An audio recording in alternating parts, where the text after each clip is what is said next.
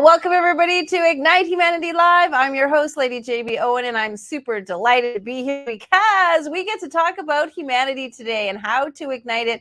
Each and every day we show up to talk about ways for you to ignite humanity in your life, and it all starts with you. It starts inside of you uplifting and encouraging your life to be exactly what it is you want, doing the things that you enjoy and the things that you love. And that gives you the idea and to shine out to others to do things that they love. And that's how we're going to ignite humanity, through the power of one another. And the way that we love to do that here on the show is to talk to amazing guests and hang out with them and find out what they've been doing, what they're up to, and how they do things in their lives to ignite the lives of others. And we do that through their Ignite moments, those powerful moments that have changed and transformed them and inspired them and made them wake up to the possibility of what's possible in their lives. And that gives each and every one of us the opportunity to do the same in our lives. And it's all about awakening. It's about love, empowerment, and connection. We're going to be talking about love today. We're going to talk ways to do things differently and how you can ignite your life through, well, songwriting and singing and enjoyment and entertainment and touching the lives of others in unique ways. So strap on your seatbelt and hang on. It's going to be a really great show because what we want to do is show you folks that anything is possible in your life and you can do your dreams. You can go after your aspirations and you can do the things that you love. And when you do that, you inspire others. You make them realize that they can do the same. And that really creates a trickle effect, a ripple effect in igniting the lives of others and igniting humanity. Well, if you'd like to know more about how we're igniting humanity and what we're up to, please check out our website because we've got all kinds of information about our TV show, our docuseries, and our amazing compilation book that we're doing, talking about Ignite moments and Ignite stories called Ignite Humanity. And you could be a part of it. Go check out our website. All right, well, let's find out about our amazing guest that we have today. Miss Beatrice Love is a singer-songwriter, and she is from Treaty 8 territory. She identifies and believes in the power of hope, deliverance, and redemption. Her faith carries and sustains her through her journey of growing up Indigenous and overcoming many challenges from addiction to homelessness. Beatrice is a living witness that anything is possible when one has faith and believes. Beatrice is a self-taught vocalist. The love for music was planted in her heart from her father, who's been a lifelong musician, and her purpose focuses on honesty, recovery, and acceptance. Beatrice uses these life experiences to empower, motivate, and encourage others. We are so delighted to have her on the show. Here she is. Welcome, Beatrice, to Ignite Humanity Live. Hello. Thank you so much for having me today. I'm so delighted to speak with you, and it's kind of fun because we're neighbors. We're not far from each other, about an hour away. So hello, neighbor. How are you? I love that you're on. Yeah, it's fabulous. I love that you're on the show, and I'd love to dive right in. Singer, songwriter. Talk a little bit about that because I know that's the creative side of the brain. Really, there's a lot of soul and spirit that comes into singer songwriting. How long has this been a part of your life, singing songs and writing them? I've sang songs my whole life, but in terms of writing songs and becoming what people would identify as a songwriter, I would say maybe 4 years ago is when I really started to develop that skill set. You know, we talk about Ignite moments on the show, and those are those moments that kind of wake you up and something very pinnacle happens in your life to say, I'm never going to do that again, or I'm absolutely going to do that again. Do you remember the Ignite moment that really made you decide you wanted to make singer-songwriting part of your future? I can't put my finger on it particularly with that, but I can say the moment, the life-changing moment was back in May 2017 when I decided that a life of sobriety was the life that I needed. And that was the moment that changed everything. And thus enabled me in my sobriety to be able to do things like write an album. Bravo. Of course, and congratulations on your sobriety. We so always want to congratulate you for that. And through some of that, I'm sure your songs have been inspired. I'm sure you've been able to put part of your journey into your songwriting. Can you talk a little bit about that?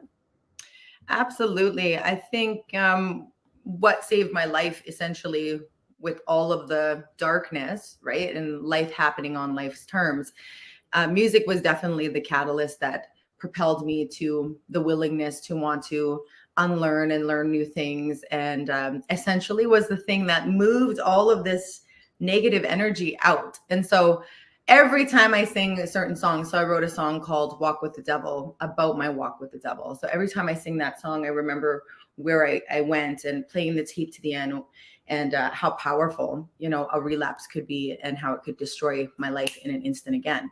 Right. And so just always having this relationship of openness and honesty, and having the ability and the bravery to write a song so vulnerable. Those songs are on my album, and I think that the album in and of itself was so instrumental in helping heal the past, and getting me to this point where I feel empowered and I feel ready and I feel like I could take on the world and I can sing on any stage now, and it's all started because of that honesty on that record. I so appreciate that because I love publishing. We help people publish their stories, and songs are also stories, and songs help relay the journey.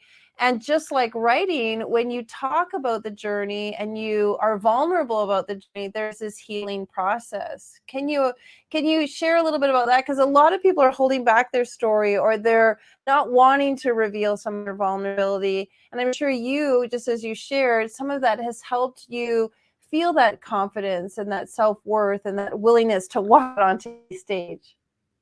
Absolutely. And like what I'm hearing there is it reflects back to me where I was at that point where the story, it wasn't ideal at certain parts, right? And there's a lot of pain attached to that. And what comes with pain? Well, there comes shame, embarrassment, Mhm. rejection, and all these other not so great feelings and emotions.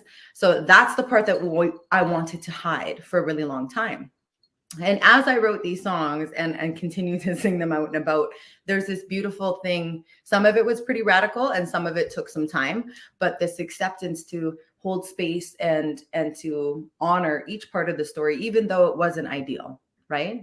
So I really believe that it's an exposure, right? Putting yourself out there and speaking or saying your truth is a vulnerable thing, and it is an exposure. But there is also a reward from bringing it to the light and allowing the light to neutralize the power that keeping it in the dark has. I so agree. Now, I've never written a song, but I've written many, many stories. And I also know that there's a part of you that feels like you get to a place where your story is no longer for you, it's for others, because you know your story can help them, guide them, and give them some ideas and some suggestions and pull them forward in a small way. Do you feel the same way about your song? How they get to a place where they were for you, but now they're for others? Oh, 100%. When I wrote the album, I had to do it for me, right? I had to honor this part, this natural gift, this talent, and I just had to honor my story. So when I did write the album, absolutely, it was just for me. I never planned to release it. Matter of fact, I still haven't commercially released that one. I have a different plan for it. So people who would like to have the album are more than welcome to request that via email, and I will send a link for people to have a listen to it. But in terms of releasing it, no. But now looking at it, it's too powerful to keep to myself, right? And how I will gauge that truth is that when I'm out there and I'm singing the songs, and you can just see there's people in the room that are like, that's me, that's my story, that's my son, and so there is like this I think people are ready for real. I think people are ready for a new wave of, because we're at a different place now. It's time to move on a different rhythm, and I think just from my experience as a live performer, that's what people are resonating with is real. I so agree. And so let's not hide the fact, let's shine the spotlight. You recently were televised and rise up to some celebrity status. You were recently on America's Got Talent. Can you share a little bit about that? I was on Sorry, not America, Canada. Sorry about that. Canada's Got Talent. Yes, Canada's Got Talent.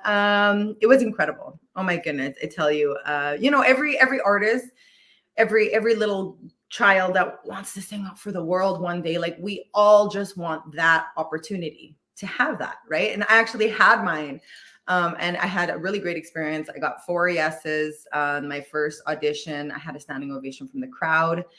I got to the semifinals, which was like a pretty big accomplishment in and of itself, considering there's thousands and thousands of auditions and there's 18 of us to make it through. So I already felt like, a champion. Winner! Exactly! Superhero!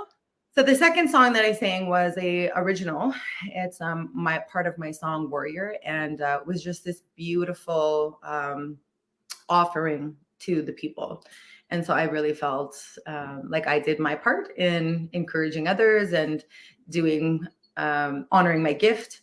And they did a really beautiful portion of storytelling, and they told my story with like such care and concern and like dignity. It was just very tasteful. It was very beautiful. I like cried watching it, like, oh my gosh, I don't think I could have done any better, It was such a great moment for me. My life has imploded as a result. I did not win, nor did I go to the finale, but it still changed my life. Absolutely, 100%. And it's interesting because a win is just, there's something that we define as a win, but I'm sure you can agree that there was so much other winning that came of it other than that particular win. And I know I've been in situations where I didn't win or I didn't get the award, but the process of going through was the gift and the treasure and such the blessing. And I'm sure, as you said, life has beautifully blown up in wonderful ways since then. Is there anything that happened that has been unexpected but beautiful and a blessing in return? Oh, for sure. So I don't know how it is in the rest of the world, but in Canada, all the industry will meet once a year, usually in Toronto, at Canadian Music Week. So again, most artists would like an opportunity to showcase. So because I was on Canada's Got Talent, it kind of like propelled me into conversations and in rooms that otherwise I probably wouldn't have been. So then I got invited to be like on a panel opposed to performing, which is like, I'm not going to say jumping over paying my dues, but but it kind of feels that way, right? You walk in and people are like, Beatrice, inviting me to all this stuff and inviting me to all these events and stages. And it's a really beautiful thing. I've had people reach out to me. I've had 2 or 3 ghostwriters reach out to me wanting to write my first book. I have had meetings with record labels. I've had meetings with lawyers. Like there's just a lot behind the scenes that has come as a result of this.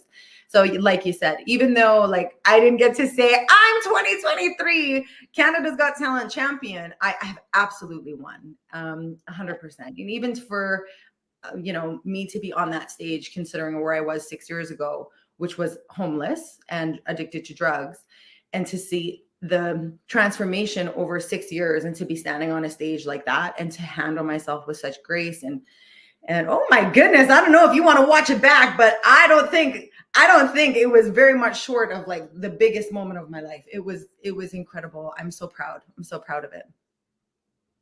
Amen to that. I love that. And let's segue a bit because many people hear about other people's successes. They think that they're lucky. They think that they're privileged. They think that, it was easy for them. And I'd love to take a moment to share about there was a time when it wasn't so easy, that life was a little bit more difficult, and you became the hero of your story, not the victim of your story. Absolutely. Yeah. So at 30 years old, I'll just start at the end of it's pretty normal for every person in the Indigenous community. I don't know anybody who has never been addicted to drugs or alcohol or all 3, gambling, whatever. It's like there's a lot of trauma and precursors to set you up into a position of basically destruction. And I was no different. I did not escape that, right? So at 30, I was sitting in a big mess. And I realized in an instant, it was so bizarre, that moment of enlightenment where it was like, oh my gosh, I have all this power, but I have done nothing with it but destroy and destruct. And going into detox with this willingness to do absolutely anything to learn how to become my ally was like the biggest transitional point. It was the thing that changed my life. And then really stepping into learning how to have that relationship with myself and how to take care of myself and how to nurture and love and all these wonderful things that nobody really talked about in my life. And over through the years, you know, went back to high school. I didn't even know you could have a Governor General Academic Medal. Apparently, I got one for that institution for that year, which was pretty cool. I wrote this album. Then I went to do a life coaching diploma, but I actually extended it to become a wellness counselor, which was I just fell in love with the program. It was so beautiful. And then after that, I had another baby. And then I went back to school again. And I have a national Indigenous professional artist training program from the Nowkin Center in partnership with the University of Victoria, which I got a certificate of Indigenous fine arts from. And then Canada's Got Talent happened, right? So I put in all this work, both personally, professionally, and, you know, over time, just really developing the purpose, right? And sowing, you know, you sow so that you reap a harvest. And sometimes the harvest doesn't come when we want it to. The harvest will come when it's time, right? And so I really feel like at 6 years clean, now is the time to really, all the doors are opening in the right way at the right time, when my heart posture can handle it and my healing journey can sustain it. And my beliefs in myself and my capabilities is going to be the leader in this whole situation, right? So yeah, it's been a big transition. Like, it's not something that happens overnight. Like, I mean, everybody wants it to happen overnight, I think. But at the end of the day, it's a lot of hard work. Who shows up consistently? Who's going to continue to show up and do the thing, right?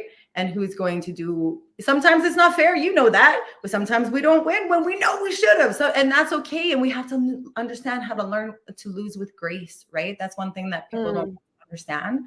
I learned how to lose with grace, with tears in my eyes, behind the scenes, when nobody, the world wasn't watching, right? And I cried and I felt rejected and I felt embarrassed. And I said, man, I thought I was a great vocalist and I don't know how this happened. And I processed that out privately so that when it was time for somebody else's time on a big national stage like Canada's Got Talent, I was able to stand with grace. And it wasn't even losing, but it's somebody else's time, and that's okay, right? So there's just been a lot of like and healing and growing behind the scenes that has prepared me for this moment right now. And a lot of paying the dues, girl. I don't know how many stages I've gone to where they're like, hey, here's your space. Do not step off this space. I'm like, this is like 1 foot. They're like, yeah, don't move. I'm like, oh, okay. Where's the monitor?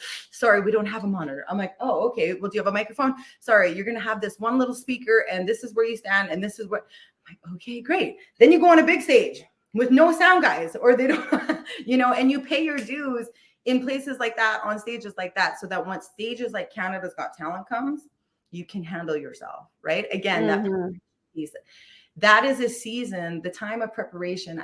I believe that a lot of us are naive to that.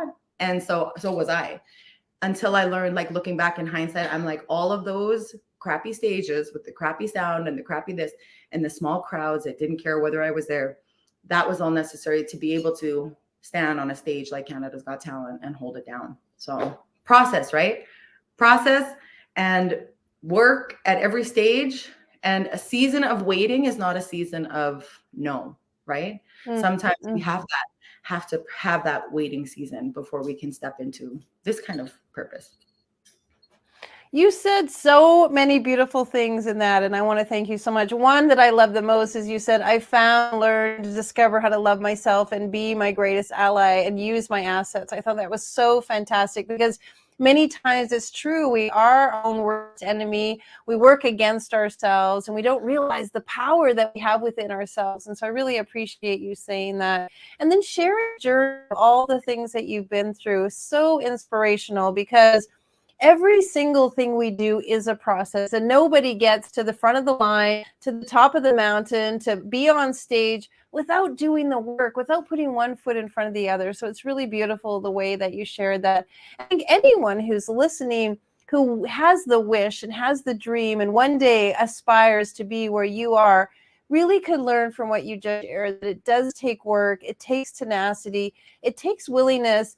And I think what you said the most was the humility and the humbleness, that there is a process. We start out small and we have to layer that upon the next thing and the next thing to get to where we are to be what you said, be ready. And so, folks watching and listening to Beatrice, be ready for what's going to show up in your life. Be ready for the next thing.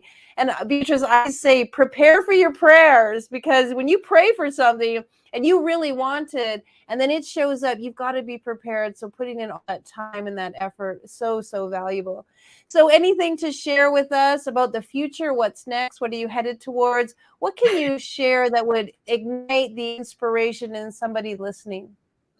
All right. Well, I have a lot going on in the background. So I do have, I'm working with some grant writers to secure some money so that I can actually release some music out there. So I'm hoping that will be, the first track will be released for January 2024.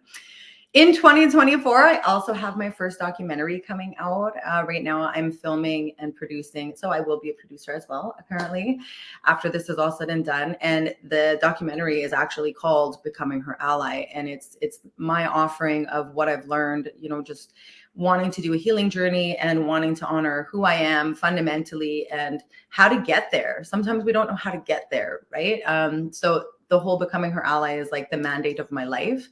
It's what keeps me clean. It's what keeps me sober. It's what keeps me on track, and understanding that my relationship with me has to come before my relationship with my husband, before my relationship with my children, my friends, et cetera, right? Because if I don't take care of me, then there's nothing, right? So yeah, it's a really beautiful and exciting time. So I'm hoping to have an EP out for 2024, excuse me. And my documentary is coming out. I have tons of live shows going on. Let me ask you, sorry to interrupt, but let me ask you, sorry to cut you off. Can you share some of your wisdom for our listeners on some of the ways that they can sort of step forward? You've got lots going on, lots of achievement. I just would love to pull that nugget out of you, that the listener, the person hanging on your every word, what words of wisdom can you plant in them? Ooh, well, if I could give myself a piece of advice, when I started the journey 6 years ago, it was like, learn to do it scared. Now, that is a natural human emotion, to feel that quiver in your spirit. Oh my gosh, can I do this? Or that anxiety. And let me tell you, the moment I realized that, I was like, yeah, okay, I see you, fear. Okay, I see you, anxiety. That's okay. You can come for the ride.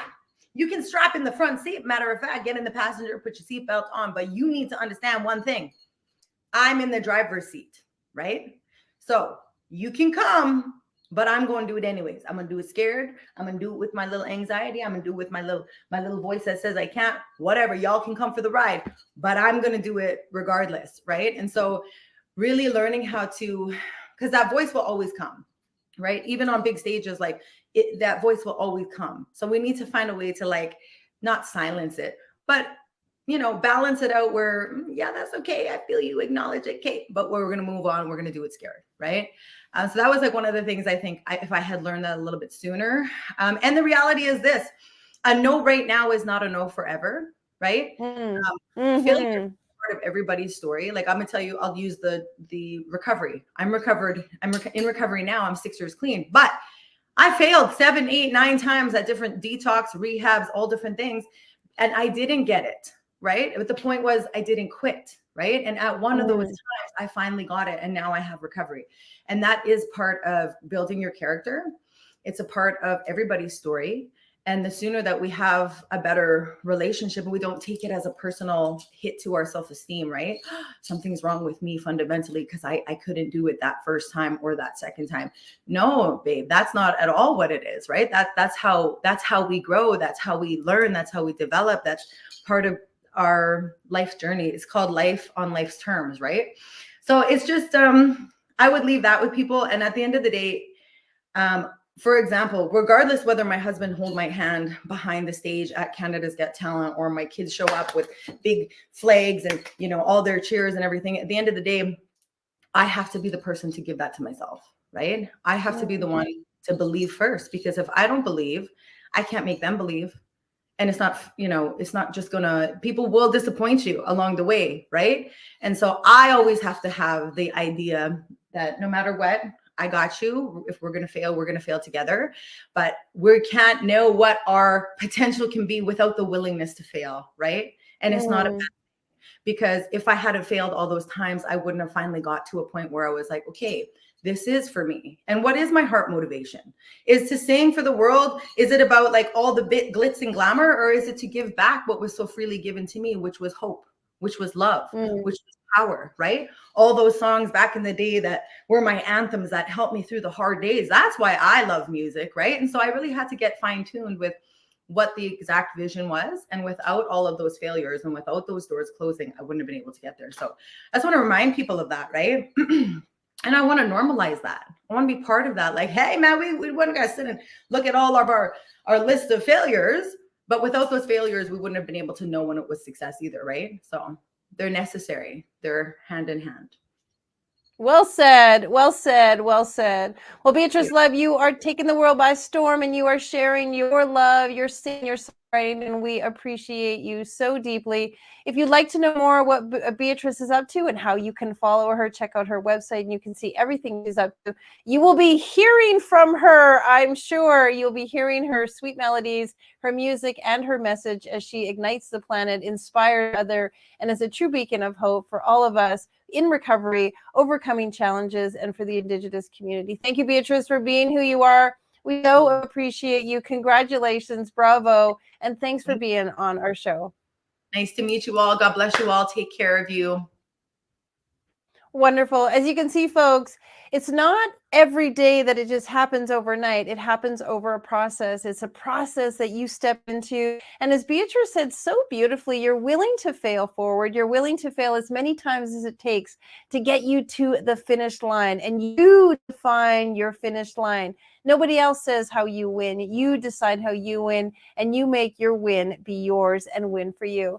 As you're winning in your life, you're igniting the lives of others, and we thank you for being a part of that process. If you'd like to watch this episode or any one of our other episodes, listening to our guests share Ignite moments and their powerful inspiration, go to our website and just sign on to our platform. We have all of our episodes available to you for free. We 100% want to give that to you. So something and one of our shows and one of our guests truly inspire you.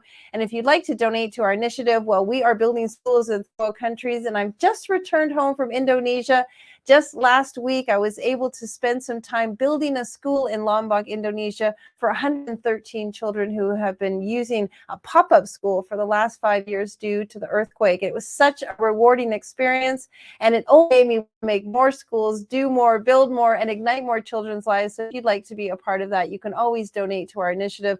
Just click on the link below. All right, well, lots of fun things are unfolding, so make sure you're back here tomorrow as we have our next guest on the show, and we do a little bit more to ignite humanity. All right, see you then. Take care. Now, more than ever, we need to come together to connect with one another.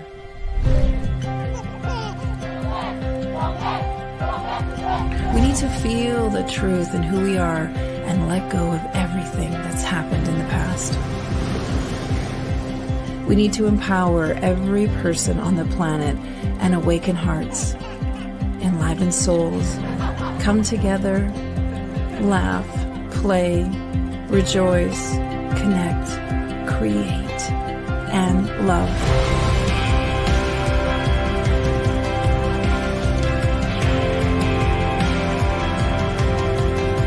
It's time to ignite humanity.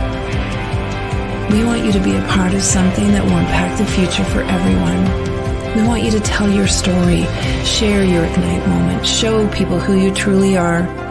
Be a part of igniting humanity and making a difference in the world and all of our futures.